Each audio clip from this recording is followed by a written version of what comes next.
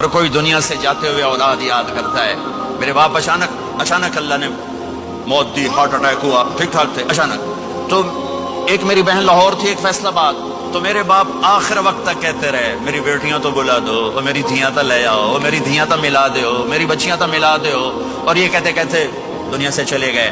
ہر آدمی موت کے وقت یہی کچھ کرتا ہے۔ میرے نبی دنیا سے جا رہے ہیں، دنیا سے جانے کا وقت ہے، 12 ربیع الاول ہے، پیر کا دن ہے، 7 جون ہے، 11 ہجری 633 عیسوی۔ جبریل نے آ کے صبح آپ نے ساری بیگمات کو بلایا، رخصت فرمایا، ملاقات کی، بیٹے کو بلایا، کان میں کہا میں جا رہا ہوں۔ وہ رونے لگی، رو نہیں، سب سے پہلے تیری میری ملاقات ہو گئی۔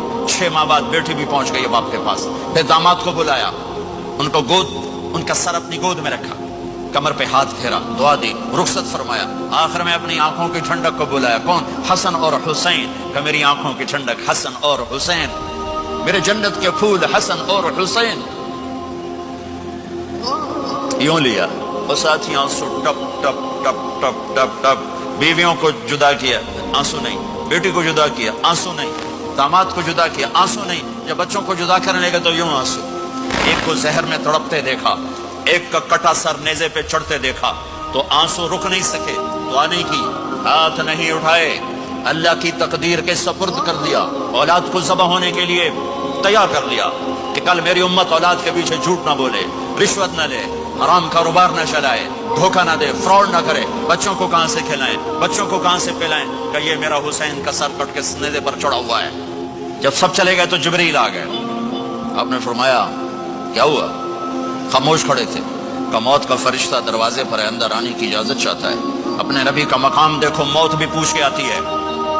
آپ نے کہا آ جائے، آپ کی اجازت پر ملک الموت اندر آئے۔ اسرائیل کا السلام علیکہ یا رسول اللہ، کہنے لگا آپ پہلی ہستی ہیں، میں سلام کر رہا ہوں، میں نے کبھی کسی کو سلام نہیں کیا۔ کہنے لگا آپ پہلی ہستی ہیں، اللہ نے فرمایا تھا پوچھ کے اندر جانا، بن پوچھے نہ جانا۔ پھر کہنے لگے آپ پہلی ہستی ہیں، اللہ نے فرمایا آنا چاہیں تو لے آنا، رہنا چاہیں تو چھوڑ کے آ جانا۔ ہاں، یہ وہ دربار رسالت ہے جہاں موت بھی پوچھ کے آتی ہے۔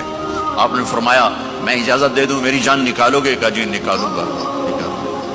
آپ نے یوں جبریل کو دیکھا، کیا کہتے ہو؟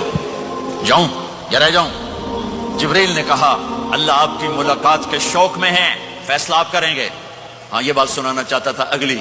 آپ نے کہا اچھا جاؤ، پہلے اللہ سے پوچھ کے آؤ میرے بعد میری امت کے ساتھ کیا کریں گے، میرے بچوں کے ساتھ۔ یہ ساری مائیں، میرے بچے میرے بچے میرے بچے میرے بچے۔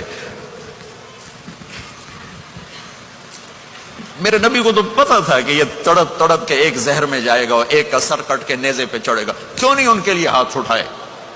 ہمارے لیے کیوں روئے کہ جاؤ اللہ سے پوچھ کے آؤ میرے بعد میری امت کے ساتھ کیا کرے گا، میں پھر جواب دوں گا۔